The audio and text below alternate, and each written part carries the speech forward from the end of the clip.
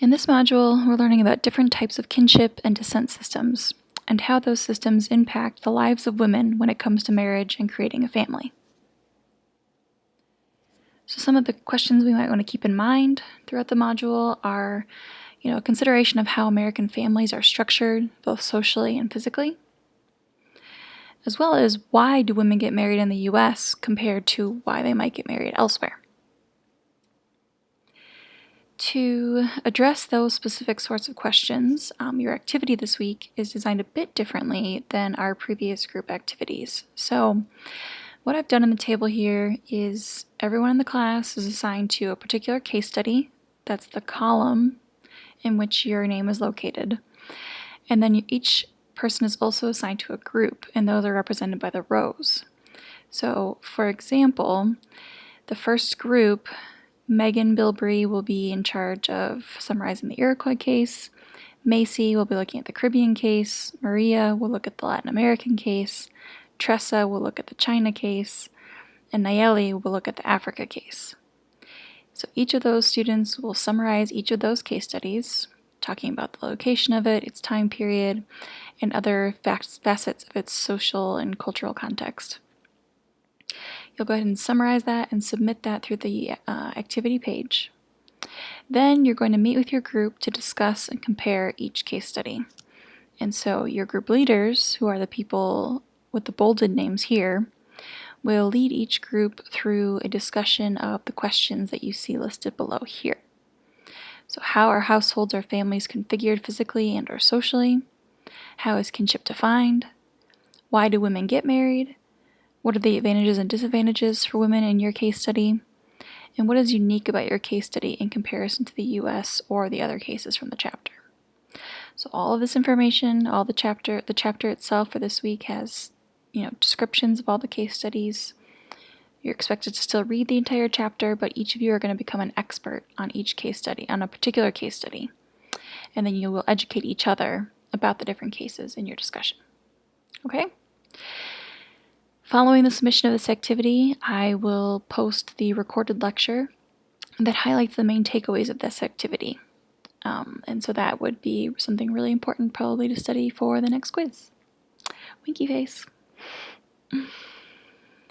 All right, for the remainder of the lecture then, we're going to talk about kinship systems, descent systems, and how we define those. When it comes to different types of kinship, this is the sort of figure that anthropologists use to represent, ego being yourself. You have a mother and a father. They have brothers and sisters who are your aunts and uncles. The children of your aunts and uncles are your cousins. Obviously, the other offspring of your parents are your siblings, your brothers or sisters. You in the future or currently maybe you already have your own kids, and then you're related to your sisters or brothers' children as their aunt and uncle, and they are your nieces or nephews. So this is a sort of kinship structure that we use a lot in anthropology. Within that, there are 3 different kinship types. So by consanguinal, what we mean are those people who are actually related by blood. So you share direct heritage with one another through a common descendant.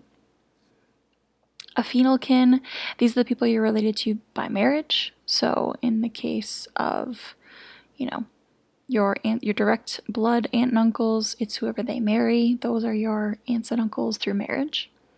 Then there is also this concept of fictive kin. This could, in some cases, apply to cases of adoption.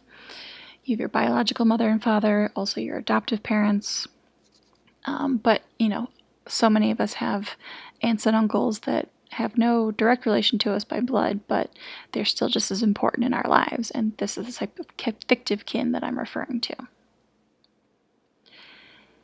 The bottom line, though, types of kinship, these are socially recognized networks of relationships through which individuals are related.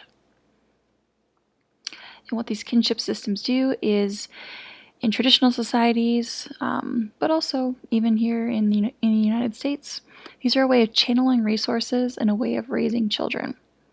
So these are the people you can depend on. They say it takes a village to raise a child. Well, you definitely draw on your kinship systems in order to do so. This then brings us to the concept of descent systems, and there are two common forms of descent systems. The first being bilateral descent, and these are cases in which relations are defined equally on the mother's and the father's sides, so neither side is more important than the other. And in these sorts of societies, the nuclear family is the important economic unit. There's also unilineal descent, and this is when an individual traces their relatives through one side of their family and not the other. So this means that they're either patrilineal societies or matrilineal societies. And in these societies, the nuclear family may constitute the residential unit, but the most important group is the lineage itself. So in comparing patrilineal versus matrilineal, should be kind of obvious. Patrilineal means that your descent is traced through the male line. That means your father and his siblings, your father's brother's children, and your father's father and his siblings. These are the people who are your direct relations. This applies in 60% of known societies. Cross-culturally, this descent system tends to be associated with hunter-gatherers, agriculturalists, pastoralists, and it's also correlated with internal warfare among neighbors. So the figure that you see down here at the bottom then, the different shapes represent the different sexes, and the colors themselves represent the descendancy. So the blue triangle is the man in this relationship, so the other blue people represented in this figure are that person's direct descendants. Matrilineal societies, on the other hand, you trace your descent through the female line. So this would include your mother, her siblings, and her sister's offspring, as well as your mother's mother, her siblings, and her sister's offspring.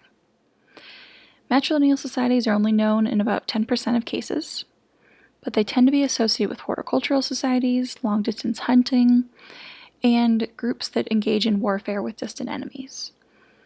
So, again, in this figure below, the nice pink salmon-y colored circle is the matriarch in this descent system, and you can see this using the colors then who her direct ancestors are. Now, one of the things you're going to be looking at in the activity in your cross-case comparison are postmarital residence patterns. And there are three types of these. Neolocal is much more the modern U.S. Western society example. You don't live with either side of you don't live with your parents, you don't live with your spouse's parents, you establish your own household, your own residence, and you live together as a married couple with your children. For matrilocal cases, though, like the Iroquois that you're going to look at, the man actually marries his wife and moves into her community, into her village, into her group. So you're living within the matriarchal descent system. Obviously, the opposite of that then is when women marry into a family and they go to live with their husbands' families. This is the example we see with the Chinese case that you're going to look at. Residence patterns tend to be deeply connected to gender ideologies, and these have real impacts on the treatment of women. So when you're going through your activity for this week, I want you to pay close attention to what differences you can observe in the case studies that support this sort of statement. As one archaeological example, because as an archaeologist, I think it's interesting to include these things, what we're looking at here in this map is a patrilocal residence. And so this means that the cultural practice is that the newly married couple lives in the groom's home village. And so what we're seeing is a map on the bottom part of this figure that represents two patrilineages in this one hamlet. Now these patrilineages are connected through intermarriage, which we see represented in houses F and H. And so when you look at the kinship structure in the upper part of the figure, if we look at house H, for example, we see, the triangle is the man, so that's the other pink people represented in this figure are his direct descendants. versus the orange man over here and his direct descendants, also represented in orange. So coming back to House H, we see that it is the son of the orange dude and the daughter of the pink dude who decided to get married, have their own children. Because this is a patrilineal society, their children are directly related to the orange dude, not the pink dude. And that's what we see represented in this figure. When it comes to actually determining these sorts of things archaeologically, these sorts of patterns, the data we look for tend to be household size or layout. So the larger your family is, the larger your house is going to be. The layout structure of it in general might give us more clues about who's living there or who was living there in the past. We can also use what are called biodistance markers. And so these are traits in our skeletal system that are handed down from generation to generation, similar to genetic sorts of markers. Your genetics can't lie. It's in your blood. If you're testing this sort of thing, you can see who's related to who and through which form of descent system. So there are a few other types of marriage other than the traditional love marriages that we're used to here in the United States. The first one of these being plural marriage. So beginning in the early 1840s, members of the Church of Latter-day Saints began participating in plural marriage. Within this society, this culture, plural marriage was viewed as a religious principle that required personal sacrifice. When it came to 19th century Mormonism, the goals of the church involved increasing numbers of children born into the gospel. Inequality diminished as poor women were marrying into more economically stable households. There were increases in ethnic intermarriages, which united a much more diverse population within the church. And in general, they were seeking to create cohesion and group identity within LDS. Of course, this led to severe persecution and exodus to Utah. In 1904, the Church of Jesus Christ of Latter-day Saints forbade plural marriage, and only monogamy is recognized nowadays. So the examples that we see depicted in fictionalized and also documentary-style television shows nowadays, this is what's considered fundamental Mormonism. Just because someone practices the Mormon faith does not mean they engage in this practice. It's only within particular sects of this society.